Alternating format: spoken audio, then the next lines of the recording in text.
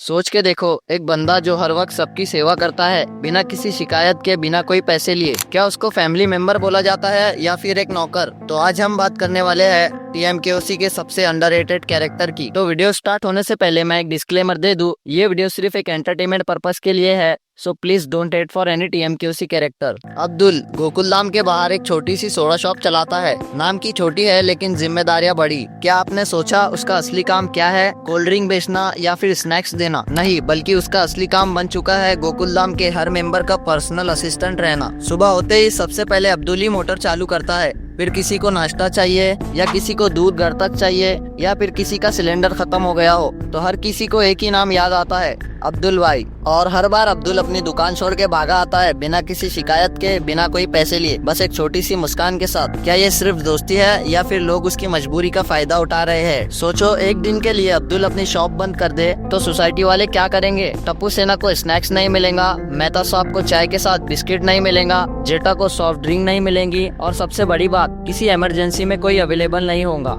अब्दुल उनका unofficial watchman भी है, डिलीवरी बॉय भी है, इवेंट मैनेजर भी है और कभी कभी तो मोरल सपोर्ट सिस्टम भी है। लेकिन क्या सोसाइटी वालों ने कभी सोचा है अब्दुल भी इंसान है, उसका भी बिजनेस है, उसका भी कोई फ्यूचर है? अब्दुल अपना धंधा एक्सपेंड क्यों नहीं कर पाया पिछले 15 साल में? क्योंकि उसका पूरा वक्त गोकुलधाम की सेवा में निकल जाता है। लेकिन अब्दुल हमेशा ऐसा नहीं था। ओल्ड एपिसोड्स याद करो, एपिसोड 51, एपिसोड 28 और एपिसोड 44। वहाँ का अब्दुल एक सिग्मा मेल था। अगर कोई उसे काम बोलता तो अब्दुल सीधा मना कर देता था। एक सीन में तो सब लेडीज उसे पेंटिंग, सोफा और साफ सफाई के लिए काम बोलती है और अब्दुल कहता है, ठीक है, आप लोग मेरी शॉप संभालो, मैं आपका काम कर दूंगा।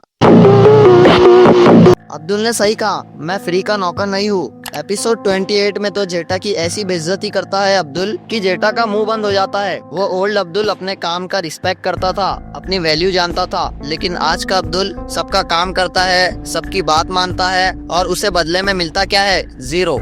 गोकुलधाम वाले अब्दुल को फैमिली बोलते हैं, लेकिन क्या ये सच है? जब भी कोई फंक्शन होता है अब्दुल हर जगह अवेलेबल होता है, चाहे गणेश उत्सव हो या फिर नवरात्रि अरेंजमेंट से लेकर गेस्ट तक, सब में अब्दुल का ही हाथ होता है। ईद के वक्त सोसाइटी वाले उसके लिए गिफ्ट ले आते हैं, कभी कभी सरप्राइज भी देते हैं, लेकिन जब दूध के दाम में 1 रुपया बढ़ता है तो अब्दुल को चोर बोल दिया जाता है। एपिसोड 2540 में जब सोडे में अल्कोहल मिक्स हो जाता है और चंपक को दारू चढ़ जाती है तो अब्दुल ही है जो रात भर उसका ख्याल रखता है, लेकिन कोई उस सेक्रीफाइस को याद नहीं रखता। एपिसोड 2123 में जब भिड़े के सकराम को बादल के क्रेन से लटका दिया जाता है, तब भी अब्दुल ही अपनी जान जोखिम में डालकर सकराम को बचाता है, लेकिन भिड़े सब कुछ भूल जाता है। पोपटलाल के हर रिश्तेदार को घर तक लाना हो तो अब्दुल ही रेडी रहता है। अगर चाहता तो खुद को पोपटलाल बताकर शादी भी कर सकता था, लेकिन उसका ईमानदारी का लेवल अलग ही है। अब ये मत सोचिए अब्दुल सिर्फ सोने वाला है, अब्दुल एक रिश्ता भी है। सब लोग बोलते हैं अब्दुल अपना है, अब्दुल अपना है, लेकिन जब पैसे की बात आए तो सब अब्दुल की ही नीयत पर शक करते हैं। सोसाइटी में हर 6 महीने में क्रिकेट टूर्नामेंट होता है, ग्रैंड पार्टीज होती है और उसमें 50,000 से ज्यादा का खर्च होता है,